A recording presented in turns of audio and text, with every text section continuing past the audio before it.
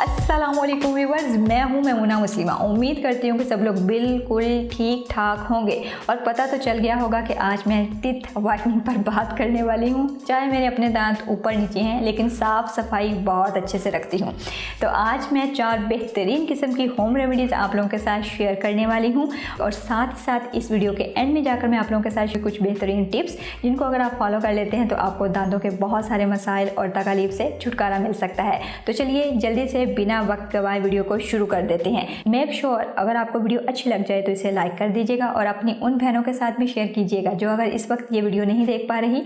तो चलिए जल्दी से वीडियो को शुरू कर लेते हैं। और हाँ, जो लोग मेरे नेल पेंट और मेरे लिपस्टिक के कलर को जानने में दिलचस्पी रखते हैं वो वीडियो को एंड तक देखेगा। मैं इनका शेड और नंबर वगैरह मेंशन कर दूंगी। हमारी जो फर्स्ट रेमेडी है बहुत ही इजी है। जो सबसे ज़्यादा पूछा जाने वाला सवाल है वो है जी हम अपने दांतों को चिट्टा कैसे कर सकते हैं। टीथ वाइटनिंग के बारे में पूछा जाता है। तो एक खाली बाउल लेंगे और उसके अंदर हम लोग सबसे पहले ऐड करने वाले हैं सरसों का तेल। सरसों का तेल हर एक के घर में होता है। हम 1 चम्मच यहाँ पर ऐड कर रहे हैं। और हमारा जो दूसरा इंग्रेडिएंट है वो है खाने वाला नमक, सादा नमक, जो कि हम खाने में यूज़ करते हैं, आधा चम्मच ऐड करेंगे।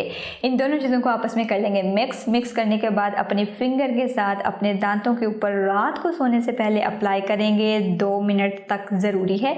उसके बाद कुल्ली कीजिए और सो जाइए। आप लोगों ने ये काम रोज़ाना करना है। आप देखेंगे कि आपके दांतों पे जो चमक है ना वो आहिस्ता आहिस्ता वापस आने लगेगी और काफ़ी सारी प्रॉब्लम से आपको छुटकारा मिल जाएगा। अगर आपके मसूड़ों से खून आता है उससे छुटकारा मिल जाएगा। दांतों में दर्द रहती है उससे छुटकारा मिल जाएगा। और अगर आपके दांतों में खुदा ना ख्वास्ता कीड़ा वीड़ा लग गया है तो उससे भी इस रेमेडी को यूज़ करके आपको अफाका होगा।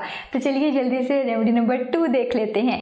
रेमेडी नंबर 2 जो है वो दूसरा सवाल जो है वो भी बहुत ज़्यादा पूछा जाता है और वो है जी कि हमारे दांतों के ऊपर स्याह कलर के धब्बे पड़ जाते हैं, उनको हम किस तरह से रिमूव कर सकते हैं। सबसे पहले मैं आप लोगों को बताती चलूँ कि अगर आप गुटखा, पान, बीड़ा, तंबाकू, सिगरेट कुछ इस तरह का खाते पीते हैं या लेते हैं तो ये रेमेडी आप लोगों के लिए इफ़ेक्टिव नहीं होगी। इस रेमेडी को आप मत यूज़ कीजिएगा। लेकिन अगर आप लोग इस तरह से कुछ भी नहीं करते, किसी बीमारी की वजह से या फिर आप सफाई का कुछ ख्याल नहीं रख पाए उस वजह से अगर आपके दांतों के ऊपर स्याह कलर के धब्बे पड़ गए हैं तो आप ये रेमेडी नंबर 2 ट्राई कीजिएगा। सबसे पहले हमें चाहिए होंगे चमेली के कुछ पत्ते, जिसे हम मोतिया भी बोलते हैं। ये हर किसी के घर में होता है। अगर नहीं है तो हम किसी के घर से ले भी सकते हैं या फिर नर्सरी से लिया जा सकता है। 5 से 7 पत्ते जो हैं वो आपने चमेली के तोड़ लेने हैं। यहाँ पर मेरे घर में ही था तो मैंने वहीं से तोड़ लिए हैं। आपके घर में ना हो तो कहीं से भी ले सकते हैं, ठीक है। और फिर आपने क्या करना है कि आपने जाना है पतीली में 2 गिलास पानी ऐड करना है और उसके बाद धोकर पत्ते ऐड कर देने हैं। मट्टी शट्टी नहीं होनी चाहिए। चूल्हा ऑन कर दीजिए और इसको अच्छी तरह से पका लीजिए। जब 2 गिलास पानी 1 गिलास रह जाए तब अपना चूल्हा बंद कर दीजिए। पानी को ठंडा कीजिए, किसी बॉटल में ट्रांसफ़र कीजिए और दिन में 2 दफ़ा इससे कुल्लियाँ कीजिए और आपके जो दाग धब्बे हैं ना इंशाल्लाह ताला ख़त्म होने लगेंगे।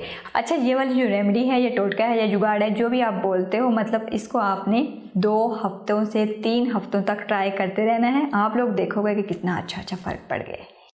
रेमेडी नंबर 3, मुँह से बदबू आ रही है, कोई भी पास नहीं बैठेगा, सब दूर हो जाएंगे आपके कपड़ों से और आपके मुंह से कभी भी बदबू नहीं आनी चाहिए। इस चीज़ का ख़ास ख्याल आपको खुद रखना होता है, वरना दूसरे आपसे दूर होते चले जाते हैं। तो इसके लिए हम लोग क्या कर सकते हैं, सबसे पहले एक खाली कप लेंगे और उसके अंदर ऐड करेंगे रोज़ वाटर आधा कप और सिरका जो है वो यहाँ पर मैं ऐड कर रही हूँ। यहाँ पर छोटा चम्मच था इसलिए भरकर ऐड कर रही हूँ, लेकिन आप लोगों ने हाफ़ चम्मच ऐड करना है सिरका, जो कि हम खाने पीने में यूज़ करते हैं। अगर आपके पास सिरका ना हो तो आप लेमन का रस निकाल कर भी हाफ लेमन का रस भी ऐड कर सकते हो। हाँ जी, इन चीज़ों को ऐड करने के बाद आपने अब सादा पानी डालना है, कप को फुल कर लेना है और इनको अच्छी तरह से मिक्स करके रख लेना है। रात को सोते वक्त या सुबह उठते वक्त आपने इससे कुल्ली करनी है। कुल्लियाँ करके आप सो जाएं या सुबह उठकर अपने कामकाज पर निकल जाएं। आप देखेंगे कि आपके मुंह से जो बदबू है ना वो आहिस्ता आहिस्ता कम होने लगेगी। लेकिन ये रूटीन में आपको रखना होगा, अगर आप इसे छोड़ेंगे तो दोबारा से बदबू आने लगेगी, ठीक है जी। तो आप इसे फॉलो कीजिए और फीडबैक आकर लाजमी दीजिएगा, क्योंकि इसके बाद आपके आने वाली है होठों पे मुस्कुराहट। और जब मुस्कुराहट आती है किसी की किसी बात की वजह से या किसी अच्छी चीज़ की वजह से, तो फिर दिल से दुआ भी निकलती है, निकलेगी इंशाल्लाह ताला। उम्मीद तो बहुत है। रेमेडी नंबर 4 है कि कुछ भी खा लें तो दांतों में सनसनाहट हो जाती है, मतलब सेंसिटिविटी हो जाती है। कुछ खट्टा खा लें या ठंडा खा लें तो हम खा ही नहीं पाते, उसको साइड पे करना पड़ता है कि जा भाई तू मेरे नसीब विच नहीं। तो अक्सर ऐसा लोगों के साथ होता है और मैंने देखा है मेरे हस्बैंड के साथ भी अक्सर कुछ खट्टा या ठंडा खाने के बाद अक्सर ऐसे झुंझुनाहट सी फील होती है उन्हें। तो आप लोग क्या कर सकते हो इसके लिए? सबसे पहले अगर आप खुदा न ख्वास्ता शुगर के पेशेंट हैं तो सिर्फ आप जो लीमू होते हैं उनके जो बीज होते हैं ये आपको पंसार शॉप से मिल जाएंगे, वो आप ले लीजिए, घर ले आइए, उनको पीस लीजिए। पीसने के बाद उनको चबा लीजिए, चबाने के बाद उनको थूक दीजिए। ऐसा अगर आप 4 से 5 बार हफ्ते में कर लेंगे ना तो आपको जब भी आप कोई चीज़ खाएंगे या पिएंगे आपको सनसनाहट या झुंझुनाहट या सेंसिटिविटी वगैरह नहीं होगी। लेकिन अगर आपको शुगर वगैरह को कोई प्रॉब्लम नहीं है, आप बिल्कुल तंदुरुस्त हैं अल्हम्दुलिल्लाह, तो फिर आप क्या कर सकते हैं? फिर आप कुछ मीठा मीठा कर सकते हैं। और उस मीठे मीठे करने के लिए हमें सबसे पहले चाहिए होंगे सफ़ेद तिल। एक खाली बाउल में 1 चम्मच से 1.5 चम्मच, और उसके अंदर हम 1 चम्मच ऐड करेंगे खाने वाली चीनी। इन दोनों चीज़ों को मिक्स कर लीजिए और इनको आहिस्ता आहिस्ता बैठकर चबाइए। दिल चाहे तो आगे निगल लीजिए, दिल ना चाहे तो बाहर फेंक दीजिए। और देखिए फिर कैसे आपके दांतों की सनसनाहट दूर होती है। और आगे आने वाले टाइम में जो कि बुज़ुर्ग हजरात होते हैं या छोटे बच्चे होते हैं वो पेशाब वगैरह बिस्तर पर कर देते हैं, तो उन लोगों के लिए भी ये रेमेडी यूज़फुल हो सकती है, बहुत यूज़फुल हो सकती है। वो फिर इसे बाहर नहीं फेंकेंगे, आगे लेकर जाएंगे। ठीक है जी, एक रेमेडी 2-3 फ़ायदे। टिप नंबर 1, क्या आपके टूथपेस्ट में नमक है? अगर नमक नहीं भी है तो कोई प्रॉब्लम नहीं, आपके टूथपेस्ट में फ्लोराइड ज़रूर शामिल होना चाहिए। टिप नंबर 2, दांतों में अगर सुराख हो जाए तो फ़ौरन डॉक्टर को दिखाएं और उनकी फिलिंग करवाएं। ऐसा ना हो कि दूसरे दांत भी उसकी वजह से ख़राब होना शुरू हो जाएं। टिप नंबर 3, अगर आपके दांतों में पायरिया का कोई इशू हो चुका है खुदा न ख्वास्ता, तो आप 1 कप पानी लें और उसके अंदर 2 चम्मच नींबू का रस ऐड करें और उनको मिक्स करके उससे कुर्लियाँ करें। ऐसा करते रहने से आपके दांतों को इन तमाम प्रॉब्लम से छुटकारा मिलने लगेगा। टिप नंबर 4, अगर खुदा न ख्वास्ता आपका कोई दांत हिलना शुरू हो जाता है या बच्चे जब तेज़ी से भागते हैं और मुंह के बल गिरते हैं तो उनका कोई दांत हिलने लगता है, तो इस सूरत हाल में आप क्या कर सकते हैं? सिर्फ लौंग का जो तेल होता है वो लेंगे और उसको उसी दांत के ऊपर हल्का हल्का सा मल दें। ऐसा करते रहने से 2 से 4 बार वो दांत अपनी जगह पर दोबारा मजबूत हो जाएगा और हिलना बंद हो जाएगा। टिप नंबर 5, दांतों को सफ़ेद और चमकदार बनाने के लिए एक और बहुत ही बेहतरीन सी टिप वो ये है कि अगर आपके दांतों के ऊपर पीलेपन की एक लेयर आ चुकी है और आप उसे खुजते रहते हैं या चाहते हैं कि ये उतर जाए क्योंकि वो बड़ा इरिटेट करती है, तो उसके लिए बहुत ही सख्त चीज़ें इस्तेमाल की जाती हैं। डॉक्टर के पास भी अगर जाते हैं तो वो आपके दांतों को वो मतलब सफाई तो कर देते हैं उसकी, और पीलेपन की लेयर वक्ती तौर पर तो रिमूव हो जाती है, लेकिन फिर बाद में आपका ये प्रॉब्लम होता है कि दांत और मसूड़े जो होते हैं वो काफ़ी सेंसिटिव हो जाते हैं। तो इस कंडीशन में आप लोग क्या कर सकते हो? आप लेंगे नींबू के छिलके, उनको खुश्क कीजिए और पीस लीजिए। अब उनके अंदर नमक ऐड कीजिए और डिबिया में डालकर वॉशरूम में रख दीजिए। जब भी जाइए दांत उसी से साफ़ कीजिए। आप देखेंगे कि आपके दांत बहुत ही चमकदार सफ़ेद हो जाएंगे और मसूड़े भी साथ के साथ मजबूत बनते चले जाएंगे। टिप नंबर 6 में मुझे एक और बहुत ही बेहतरीन टिप याद आ गई है सेंसिटिविटी के हवाले से। अगर आप जल्दी जल्दी से इसका हल चाहते हैं तो आप तवे से उतरी हुई गरम गरम चपाती जो होती है उसको तोड़कर आहिस्ता आहिस्ता गरम गरम ही चबाना शुरू कर दें, तो आपकी सेंसिटिविटी जो होती है वो काफ़ी हद तक कंट्रोल में आने लगती है।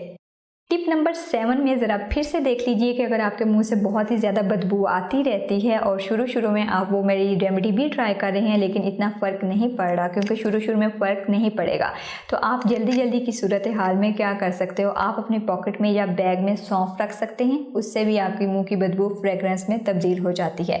आप इलायची रख सकते हैं, खा सकते हैं, लेकिन इलायची ज़्यादा नहीं खानी क्योंकि वो गर्म होती है। और तीसरे नंबर पर आ जाता है कि आप गुलाब की पत्तियाँ रख सकते हैं। वॉशरूम में जाइए और उन गुलाब की पत्तियों को किसी डब्बी में डाल के रखा जा सकता है, खुश्क होनी चाहिए, कोई प्रॉब्लम नहीं, और उनको अपने दांतों के ऊपर घिसना शुरू कर दीजिए। इस तरह से भी आपके जो मुंह की बदबू है ना वो खुशबू में तब्दील हो जाएगी। आई होप कि ये वीडियो आप लोगों के लिए यूज़फुल रही होगी। बहुत ही मेहनत के साथ, बहुत ही दिल के साथ और बहुत ही रिसर्च के बाद आप लोगों के साथ ये वीडियो शेयर की है। अगर कोई भी टोटका आप यूज़ करते हैं या रेमेडी आप फॉलो करते हैं और उसकी फ़ीडबैक आपको अच्छी मिलती है तो आप आप अपने प्यारों के साथ भी इसे शेयर कर सकते हैं। फीडबैक भी आकर मुझे लाजमी दीजिए। मेरे दूसरे चैनल को सब्सक्राइब कीजिए और मुझे इंस्टाग्राम और फेसबुक पर भी फॉलो कर सकते हैं अगर आपका दिल चाहे तो, कोई ज़ोर ज़बरदस्ती नहीं, ठीक है। और साथ में क्या है, हाँ साथ में ज़रा शेड बताना था मैंने आपको, शेड। हाँ जी, नेल पेंट जो है वो मैंने लगाई है ग्लैमरस वालों की और इसका शेड है, आई थिंक ये वाले शेड हैं, नज़र आ गया क्या? ठीक है जी, आई होप कि समझ आ गई होगी। ग्लैमरस वालों के हैं 48 है ये वाला शेड, और ये वाला जो शेड है ये ग्रीन से कलर का, ये है 02। ठीक है जी। अब ज़रा लिपस्टिक का कलर चेक कर लेते हैं। ये है जी एपीके वालों की लिपस्टिक और इसका शेड है 221। ये मुझे एक इंस्टाग्राम पेज से आई थी और वो इंस्टाग्राम पेज जो है वो मैं नीचे मेंशन कर देती हूँ, ताकि अगर आप लोगों को चाहिए हो तो यही वाला शेड आप उनके पेज से बाय कर सकें। ठीक है जी, ये देख लें जी, यही लगाई है।